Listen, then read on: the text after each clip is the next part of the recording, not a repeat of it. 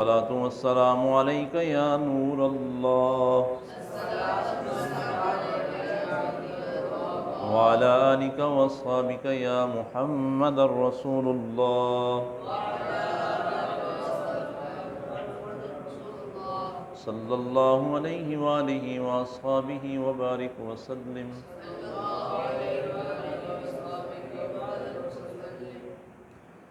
اعوذ باللہ من الشیطان الرجیم. بسم اللہ الرحمن الرحیم. اللہ رب العزت کی توفیق سے ماہ رمضان المبارک کی ببرکت ساعتوں کے اندر اللہ کے گھر میں ہم سب کو حاضری کی سعادت نصیب ہو رہی ہے، اور درس فقہ کے اندر ہم سب اللہ کی توفیق سے حاضر ہیں، اور جب تک اللہ کی توفیق ہمارے شامل حال رہے گی ہم اللہ کے گھر میں رہیں گے. تو درس فقہ کے اندر آج ہم وضو کے حوالہ سے پڑھیں گے، وضو کے فرائض کے بارے میں، وضو کے متعلق اور اس کی اہمیت کے بارے میں حضور نبی کریم صلی اللہ علیہ وسلم کے فرامین ہیں، حضور کی احادیث مبارکہ ہیں. مسلم شریف کی ایک حدیث پاک سماعت کریں. حضور نبی کریم صلی اللہ علیہ وسلم نے فرمایا، قیامت کے دن تم اس حال میں اٹھو گے کہ تمہارا چہرہ، ہاتھ اور پاؤں وضو کرنے کی وجہ سے سفید اور چمک رہے ہوں گے. لہذا جو شخص تم میں سے طاقت رکھتا ہو وہ اپنے ہاتھوں، اپنے پاؤں اور اپنے چہرے کی سفیدی اور چمک کو زیادہ کرے. تو انسان کے اعضاء قیامت کے روز چمک رہے ہوں گے، ہاتھ، پاؤں، چہرہ. حضور فرماتے ہیں کہ تم میں سے جو طاقت رکھتا ہو وہ اپنے ہاتھوں کی، اپنے چہرے کی اور اپنے پاؤں کی سفیدی کو اور چمک کو زیادہ کرے. تو وضو کے اندر جب تک اس کے تمام فرائض کا، ارکان کا خیال نہیں رکھا جائے گا تو وضو نہیں ہوگا، کیونکہ وضو کرنا نماز کے لیے بھی ضروری ہے، اور وضو کرنا قرآن کریم کو ہاتھ لگانے کے لیے بھی، چھونے کے لیے بھی ضروری ہے. تو وضو کے فرائض آج ہم پڑھتے اور سنتے ہیں تاکہ ہمارا وضو مکمل ہو جائے، اور اگر وضو کے اندر کمزوری ہو اور غلطی ہو تو اس کو ہم یہ سن کر دور کر دیں اور ان مسائل کے مطابق عمل کریں. وضو کے اندر 4 فرض ہیں. پہلا فرض ہے چہرے کا دھونا، دوسرا فرض کونیوں سمیت دونوں ہاتھوں کا دھونا، بازو کا دھونا، چوتھائی سر کا مسح کرنا، اور نمبر 4 ٹخنوں سمیت دونوں پاؤں کا دھونا. اب یہ 4 فرض ہیں. اب ان چاروں فرائض کے اندر بھی چند چیزوں کا خیال رکھنا ضروری ہے. پہلا فرض ہے چہرے کا دھونا. پہلا فرض کون سا ہے؟ پہلا فرض کون سا ہے؟ چہرے کا دھونا. اب چہرہ کہاں تک ہے اور دھونے سے مراد کیا ہے؟ چہرے کی لمبائی کتنی ہے، چوڑائی کتنی ہے، اس کے بارے میں آگاہی ضروری ہے. اور یہ بات بھی یاد رکھیں کہ اگر جس حصے کا دھونا فرض ہے اگر ذرا بھر بھی وہ حصہ خشک رہا تو وضو نہیں ہوگا، اور جب وضو نہیں ہوگا تو پھر نماز بھی نہیں ہوگی. تو اس لیے فرائض کا مکمل طور پر خیال رکھنا اور اس حصے کا دھونا ضروری ہے، اور اس کے بارے میں معلومات ہونا بھی ضروری ہے کون سا حصہ ہم نے دھونا ہے. تو چہرہ لمبائی میں پیشانی کے بالوں سے لے کر ٹھوڑی کے نیچے تک اس حصے کا دھونا کیا ہے؟ فرض ہے. اور چوڑائی کے اندر ایک کان کی لو سے دوسرے کان کی لو تک اس حصے کا دھونا یہ فرض ہے. اگر اس میں سے ذرا بھر بھی کوئی حصہ خشک رہے گا تو وضو نہیں ہوگا. اب سوال یہ ہے کہ داڑھی اگر ہے، مونچھیں ہیں، تو ان کے بارے میں کیا حکم ہے؟ تو فقہا لکھتے ہیں اگر داڑھی گھنی ہے اور جس کی تہہ تک پانی پہنچانا مشکل ہے تو پھر اس کو آپ، فقہا لکھتے ہیں کہ چہرے آپ ان ہاتھوں سے داڑھی کو گلے کی جانب دبا کر جتنے بال آئیں گے ان بالوں کا دھونا یہ فرض ہے، اور تہہ تک پانی پہنچانا یہ ضروری نہیں ہے اگر گھنی داڑھی ہے، اور اگر داڑھی گھنی نہیں ہے، پتلے پتلے بال ہیں، تو پھر چہرے کی تہہ تک نیچے تک پانی کا پہنچانا یہ فرض ہے۔ ایسے ہی مونچھیں ہیں، اگر مونچھیں گھنی ہیں تو پھر تہہ تک پانی پہنچانا ضروری نہیں ہے، اور اگر مونچھیں گھنی نہیں ہیں تو پھر بآسانی پانی پہنچ سکتا ہے تہہ تک، چہرے کی تہہ تک، تو جڑوں تک پانی کا پہنچانا پھر کیا ہے، یہ فرض ہے۔ اب دھونے سے، اور لبوں کا وہ حصہ، لب ہیں، عام طور پر ہم بند کرتے ہیں لب، تو جو حصہ عادتاً بند کرنے کے بعد ظاہر رہتا ہے اس تک پانی کا پہنچانا یہ بھی فرض ہے۔ مثال کے طور پر ایسے ہم منہ کو بند کریں، دونوں لب بند ہوتے ہیں عام عادت کے مطابق، جیسے ہم بند کرتے ہیں، بہت زیادہ زور سے نہیں، عام روٹین کے مطابق جیسے ہم لب بند کرتے ہیں، تو جو حصہ سامنے رہ جاتا ہے اس تک پانی کا پہنچانا کیا ہے، فرض ہے۔ تو یہ چہرے کے بارے میں۔ اب دھونے سے کیا مراد ہے؟ کسی عضو کو دھونے سے کیا مراد ہے؟ تو فقہا لکھتے ہیں کسی عضو کے دھونے سے مراد یہ ہے کہ اس عضو کے ہر حصے پر کم از کم 2 بوند 2 قطرے پانی بہہ جائے۔ ویسے اگر آپ پانی چپڑ لیں گے اوپر اور ویسے ہاتھ مار لیں گے، پانی کے 2 قطرے اس پر بہہ نہیں جائیں گے تو پھر وضو نہیں ہوگا۔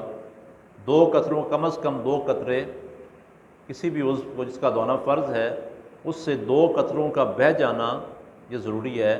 ویسے پانی آپ ہاتھ گیلے کر کے چہرے پر مل لیں، بازو پر مل لیں، اس طرح وضو نہیں ہوگا، نہ غسل ہوگا۔ کم از کم 2 قطرے پانی کے بہہ جانا کیا ہے، یہ فرض ہے۔ اس بات کا بھی خیال رکھنا ہے۔ اب دوسرا جو فرض ہے ہمارا وضو کے اندر، وہ کیا ہے؟ بولیں کیا ہے؟ جاگ کے بولیں۔ کونیوں سمیت بازو کا دھونا۔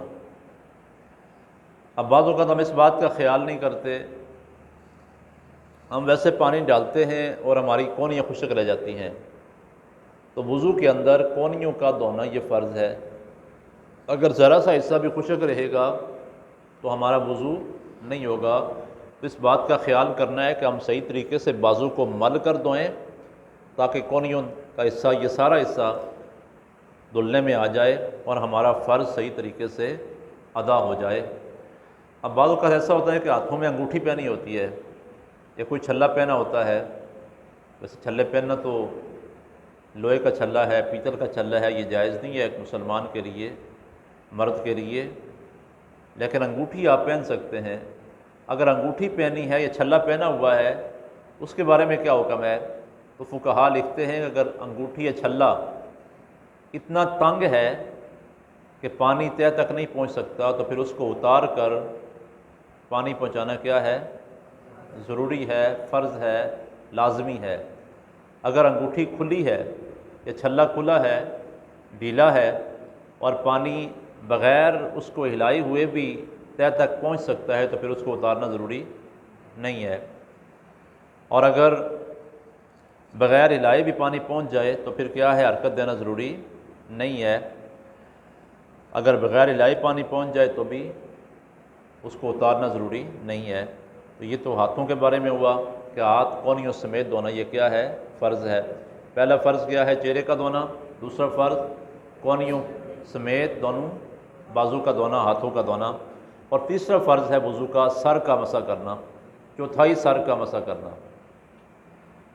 اب مسح کے لیے ہاتھ کا تر ہونا کیا ہے، ضروری ہے۔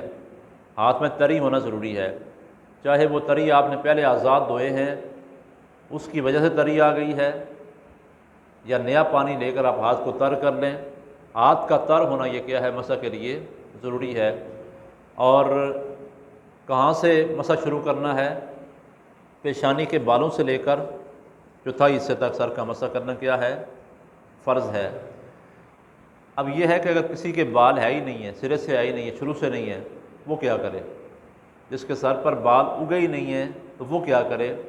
اس کے بارے میں فقہا فرماتے ہیں عادتاً جہاں انسان کے سر کے بال شروع ہوتے ہیں وہاں سے اندازہ کر کے وہ سر کا مسح شروع کرے، جہاں سے یہ پیشانی کی حد ہے، جہاں سے سر کے بال عمومی طور پر شروع ہوتے ہیں کسی بھی بندے کے، وہ اسی اندازہ میں لے کر چوتھائی سر تک لے کر جائے، تو یہ اس طرح مسح کرنا یہ فرض ہے۔ اب چوتھا فرض کیا ہے؟ پاؤں کا دھونا، پاؤں ٹخنوں سمیت دھونا۔ بعض اوقات اس بات کا ہم خیال نہیں کرتے، ہم پاؤں دھوتے ہوئے ٹخنے خشک رہ جاتے ہیں، اگر ٹخنے خشک رہیں گے تو وضو نہیں ہوگا، اور انگلیوں کے بیچ میں اگر پانی نہیں پہنچے گا، تمام حصے تک پانی کا پہنچانا کیا ہے؟ یہ فرض ہے، تو ہمیں بڑی احتیاط کے ساتھ وضو کرنا چاہیے، تہہ تک پانی پہنچانا فرض ہے۔ اگر بعض اوقات ایسا ہوتا ہے کسی نے انگوٹھے کے ساتھ دھاگا باندھا ہوتا ہے بیماری کی وجہ سے، اور دھاگا اتنا ٹائٹ ہوتا ہے، اتنا تنگ ہوتا ہے کہ پانی تہہ تک نہیں پہنچتا، تو کیا ہوگا؟ وضو نہیں ہوگا۔ اگر کسی نے بیماری کی وجہ سے انگوٹھے کے ساتھ دھاگا باندھا ہوا ہے تو اس کو اتار کر پانی تہہ تک پہنچانا، جڑوں تک پہنچانا یہ ضروری ہے تاکہ ہمارا وضو مکمل ہو جائے اور فرض ادا ہو جائے۔ اگر دھاگا تنگ نہیں ہے، پہنچ سکتا ہے پانی آسانی کے ساتھ، پھر اس کو اتارنا ضروری نہیں ہے۔ اگر بعض اوقات ایسا ہوتا ہے کہ ناخنوں کے اوپر آٹا لگا ہوتا ہے، کوئی بندہ آٹا گوندھ رہا ہے اور ناخنوں کے اوپر آٹا لگ گیا، یا کوئی بندہ رنگ کر رہا ہے، رنگ کا کام کرتا ہے، رنگ ساز ہے، اور رنگ اس کے ہاتھوں پر یا کسی بھی جسم کے حصے پر لگ گیا، تو ظاہر ہے پانی تو نہیں پہنچے گا، ناخن پر آٹا لگا ہوگا یا رنگ لگا ہوگا، یا کوئی بندہ مزدوری کرتا ہے اور سمٹ یا گارا اس کے جسم پر یا اعضاء پر لگا ہوا ہے اور پانی نہیں پہنچ سکتا۔ ایسے جو بندہ لکھائی کرتا ہے تو لکھائی کی وجہ سے روشنائی جو ہے وہ اس کے ہاتھوں پہ لگی ہوتی ہے، جس کی وجہ سے پانی نہیں پہنچ سکتا۔ ایسے ہی بدن کا میل ہے، مٹی ہے، غبار ہے، تو اس میں کیا ہے؟ اس کے بارے میں کیا ہے؟ تو فقہا فرماتے ہیں کہ یہ صورتیں وہ ہیں کہ جن سے انسان کو بچنا مشکل ہوتا ہے، حرج ہے انسان کے لیے کہ جب انسان کوئی بھی آٹا گوندھ رہا ہے تو اس کے لیے ذرا بچنا مشکل ہے، انگوٹھے کے ساتھ اور ناخنوں کے ساتھ آٹا لگ سکتا ہے، گارا یا سیمٹ جسم کے ساتھ لگ سکتا ہے، اور رنگ کرنے والے کا وہ رنگ جو ہے وہ اس کے اعضاء کے ساتھ لگ سکتا ہے۔ تو فرماتے ہیں کہ صورت میں اگر پانی تہہ تک نہیں پہنچے گا، ان لوگوں کے لیے مشکل ہے، حرج ہے، تو لہٰذا یہ ضروری نہیں ہے کہ وہ آٹے کو اتار دیں یا رنگ کو اتاریں، کیونکہ ان کے لیے مشکل ہے، اگر کمی رہ بھی جائے گی تو یہ ان کو معاف ہے۔ تو یہ چند مسائل تھے وضو کے حوالہ سے، وضو کے فرائض کے حوالہ سے، اور ان کی تفصیل میں نے آپ کے سامنے عرض کی ہے۔ اللہ کریم کی بارگاہ میں دعا ہے کہ مالک ہمیں صحیح طریقے سے وضو کرنے کی توفیق عطا فرمائے، اور ان فرائض کو یاد رکھنے کی اور ان کے مطابق عمل کرنے کی توفیق عطا فرمائے۔